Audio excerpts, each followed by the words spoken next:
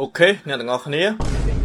បងស្រីម្នាក់គឺជា Spider ពីងអ្នកគ្នាដែលបីនៅក្នុងបណ្ដាញសង្គម TikTok និង Facebook ណាអ្នកគ្នាដោយសារគាត់ហ្នឹងគាត់ចង់លួចទឹកដែលថាបញ្ចប់ជីវិតណាអ្នកគ្នាដោយសារគាត់ខឹងសង្សារគាត់ចាត់ទុកដាក់ជាមួយនឹងគាត់អ្នកទាំងអស់គ្នាគឺបងស្រីល្បីខ្លាំងមែនទែនគឺគេគ្រប់គ្រងគាត់ដោយសារ Spider ពីងរបស់គាត់ហ្នឹងហើយអ្នកទាំងអស់គ្នាតែតាក់ទងទៅនឹងរឿងទាំងអស់ហ្នឹងគឺថាសង្សាររបស់គាត់បានធ្វើការនៅកន្លែងនេះមួយអញ្ចឹងណាប៉ុន្តែគាត់កំដរភ្ញៀវភាសាមានភ្ញៀវកំដរអីចឹងទៅគាត់ក៏ប្រច័ណ្ឌគាត់ក៏ខឹងហើយចឹងទៅក៏ខលទៅសង្សារដើម្បីឲ្យមកលួងណាក៏បានលួងហើយ